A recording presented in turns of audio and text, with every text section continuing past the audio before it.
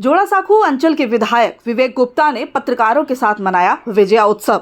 जी हां, आपको बता दें कि जोड़ासांकू के विधायक विवेक गुप्ता ने पत्रकारों को आमंत्रण दिया कि विजय उत्सव वो उनके साथ मनाना चाहते हैं। उनके साथ दोपहर का खाना खाया और बहुत सारी बातचीत कर उनको उनके काम को प्रोत्साहन दिया। मैं खुद एक जर्नलिस्ट हूँ और अभी भी मैं लिखता भी हूँ। और मुझे मालूम है कि मेरे जितने जर्नलिस्ट भाई बहन हैं सब पूजा में 4 दिन जब लोग छुट्टी बना रहे थे, आनंद और उत्सव कर रहे थे, सब जर्नलिस्ट लोग काम कर रहे थे। कहने को 4 दिन की छुट्टी थी मगर सब टीवी चैनल चल रहे थे, डिजिटल चल रहा था, अखबार वाले भी आजकल ई-पेपर निकालने लग गए हैं, तो हर जर्नलिस्ट काम कर रहा था। तो उनको लिए कभी भी छुट्टी नहीं होती। तो मुझे अपने भाई बहनों का ये दर्द महसूस हुआ कि आओ उनके लिए कम से कम एक ऐसा जगह करें जहां हम लोग शुभ विजय कर सके, दशहरे की शुभकामनाएं एक दूसरे को दे सके और थोड़ा खाना पीना भी करें। मैं ये कहना चाहता हूँ कि गरीब लोगों ने 100 दिन का काम किया।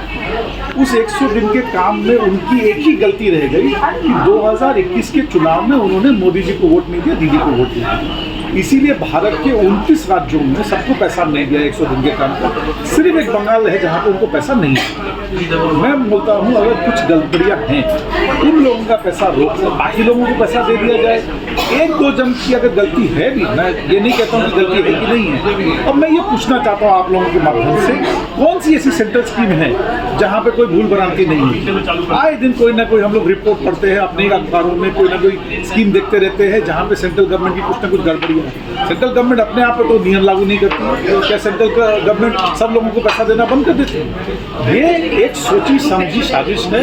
अभिषेक बंदोपाध्याय गए दिल्ली तक, मंत्री से मिले, 3.5 घंटा मंत्री से मिलने गए, 3.5 घंटा वेट किया, उनको घसीटते हुए एक MP को, एक राष्ट्रीय पार्टी के जनरल सेक्रेटरी को अनादर करते हुए किया गया।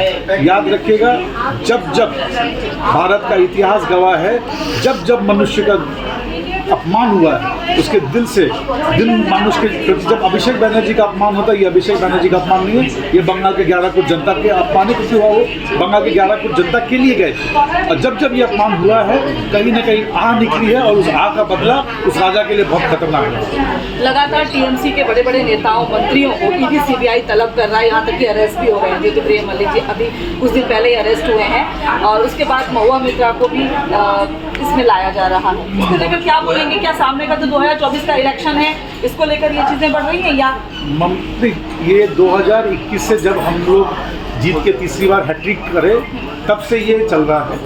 और मैं एक ममता बनर्जी के शेर से शुरुआत करना चाहता हूँ। शेर किसी और का था पर दीदी हमेशा कहती है कि सरफरोशी की तमन्ना अब हमारे दिल में है, देखना जोर कितना बाजुए कातिल में है। ये कहते हुए आप ममता बनर्जी को और अभिषेक बनर्जी को जितना चाहे हैरेस कर लो, उनका बाल भी बांका नहीं होगा, उनको खरोंच तक भी नहीं है। 9 बार आप अभिषेक बनर्जी को बुला सके, क्या निकला? कुछ नहीं। हमारा जो भी सच्चा सिपाही है वो हर तरह के जांच के लिए तैयार है, हर तरह के जांच के लिए कोऑपरेट करेगा। आपको जितनी जांच पड़ताल करना कर लीजिए, कुछ नहीं मिलेगा। मगर सवाल ये उठता है कि जितने लोग बीजेपी के सदस्य हैं, जब जांच की बारी आती है तो वहाँ ये जांच एजेंसियाँ खामोश क्यों पड़ जाती है? क्या बीजेपी होना ही अपने आप में हर जांच से बरी होने का सर्टिफिकेट है? हाँ, दीदी ने जैसा कहा है कि हम भी फाइल्स खोल रहे हैं, हमारे पास भी बहुत कुछ है। दीदी ने हमेशा कहा है बदला नहीं बदल चाहिए। हम परिवर्तन में विश्वास रखते हैं, बदले में विश्वास नहीं रखते हैं। मगर कोई अगर गड़बड़ी होगी और हमारी जानकारी में होगा तो उस पर भी एक्शन करेंगे। इस तरह की और भी खबरें देखने के लिए बने रहिए हमारे साथ, देखते रहिए स्टार।